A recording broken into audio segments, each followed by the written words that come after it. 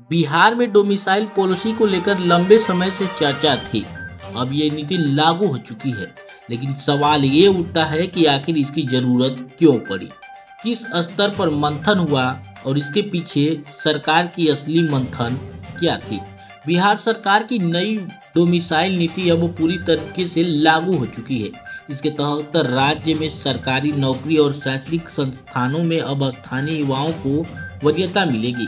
इस फैसले के बाद जहां छात्रों और बेरोजगार युवाओं में उम्मीद जगी है, वहीं कई लोगों ने यह भी जानना चाह रहे हैं कि आखिर इस नीति की जरूरत क्यों पड़ी और इसके पीछे असली कहानी क्या है। सुनिए एस सिद्धार्थ ने डोमिसाइल नीति को लेकर के क्या कुछ कहा है। आज मंत्रिपरिषद ने 36 एजेंडों पर निर्णय लिया है। 36 एजेंडा।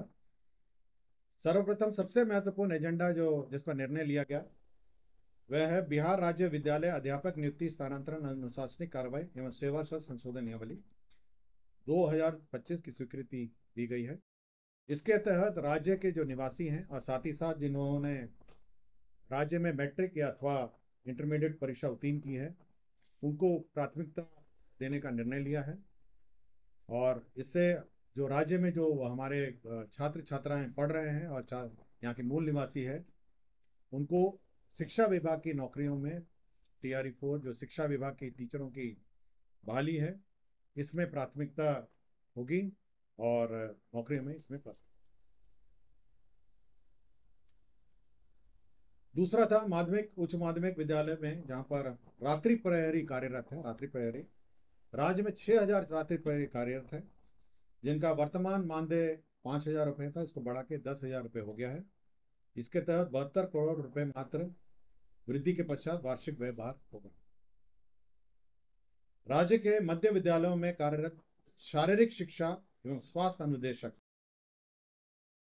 इनका मानदेय में बढ़ोतरी हुई है। ये पहले 8,000 रुपये था और 200 वार्षिक वेतन वृद्धि थी। अब इसको 16,000 रुपये कर दिया गया है और 400 वार्षिक वृद्धि हो गई है। 16,000 हो गया है और 400 रुपये वार्षिक वृद्धि होगी। आज के दिन में जो अंशकालिक जो शारीरिक शिक्षा एवं स्वास्थ्य अनुदेशक हैं, वो करीब 2,350 लोग।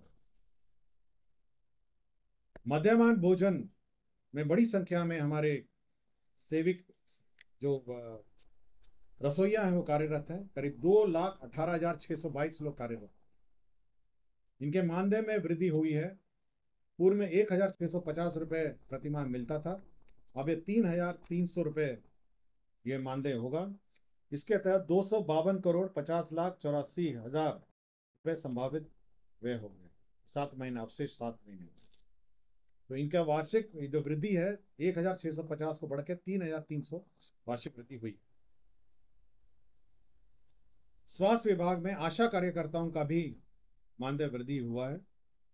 इसमें पहले पूर्व में पारितोषिक रूप में 1,000 रुपये प्रतिमाह दिया जाता था, जिसको बढ़ा के 2,000 हो गया है और इसके अतिरिक्त वृद्धि पर कुल 3,000 प्रतिमाह पारितोषिक रूप में दिए जाने की अब स्वीकृति है। तो पहले 1,000 रुपये देता था मात्र, अब उसको में 2,000 रुपये की अतिरिक्त वृद्धि हुई है, कुल 3,000 रुपये अब उनको देगा। स्वास्थ्य विभाग में रेफरल अस्पतालों प्राथमिक स्वास्थ्य केंद्र में कार्यरत ममता कार्यकर्ताओं के मानदेय में भी वृद्धि हुई है। इनको प्रोत्साहन राशि पूर्व में 300 रुपये दी जाती थी, इसको बढ़ाकर 600 रुपये कर दिया। लोहिया स्वच्छता मिशन, स्वच्छ भारत मिशन ग्रामीण ठोस एवं तरल अपशिष्ट प्रबंधन, यह हमारे ग्रामीण क्षेत्रों में जो सफाई कर्मी हैं उनके मानदेय में भी वृद्धि हुई है। अब उनका मानदेय वृद्धि होकर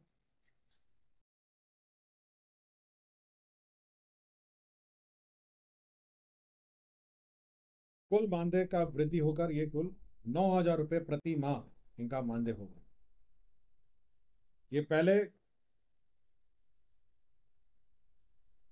ये स्वच्छता पर्यवेक्षक से अनुरक्षक हो गए 9,000 और अंशकालीन स्वच्छता कर्मी हो जाएगा 5,000 रुपये। तो दो कैटेगरी के लोग थे।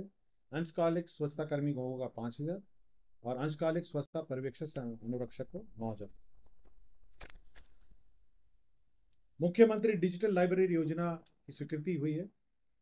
इसके तहत सभी विधानसभा क्षेत्रों में एक एक डिजिटल लाइब्रेरी कार्यरत रहेगा। इसके अंतर्गत 94,50,47,हजार रुपये में व्यय होंगे। इसमें 11 डेस्कटॉप कंप्यूटर होंगे और ये समुदाय भवन, पंचायत भवन और अन्य किसी भी स्थानीय स्थल पर पंचायत भवन, प्रखंड कार्यालय, नगर परिषद भवन, विकास भवन, कम्युनिटी लाइब्रेरी, सरकारी स्कूल, कॉलेज परिसर, यहाँ सभी में आपका डिजिटल लाइब्रेरी स्थापित होगा। 10 कंप्यूटर टर्मिनल होंगे और यहाँ पर जो बच्चे हैं वो आकर अपना डिजिटल लाइब्रेरी में अपनी पढ़ाई और अध्ययन कर सकें। तो सुना आपने, इस सिद्धार्थ ने यह भी बताया कि डोमिसाइल नीति लागू करने का निर्णय सिर्फ राजनीतिक नहीं बल्कि सामाजिक संतुलन और बेरोजगारों को लेकर के लिया गया बड़ा कदम है। सरकार ने यह सुनिश्चित किया है कि इससे बिहार के लोगों को साथ भेदभाव न हो, लेकिन बिहार के युवाओं को उनका हक जरूर मिले। बिहार में हर साल लाखों युवा प्रतियोगिक परीक्षा में बैठते हैं, लेकिन बाहरी राज्य से आने वाले अभ्यर्थियों की संख्या अधिक होने से बिहार के छात्रों को बराबरी का मौका नहीं मिल पा रहा था। डोमिसाइल नीति अब इस असंतुलन को ठीक करने की दिशा में एक ठोस कदम माना जा रहा है। तो ये थी बिहार में डोमिसाइल नीति की अंदर की कहानी, सीधे राज्य सरकार के आला अधिकारी की जुबानी। आपको क्या लगता है, यह फैसला कितना सही है? हमें कमेंट बॉक्स में जरूर बताइएगा।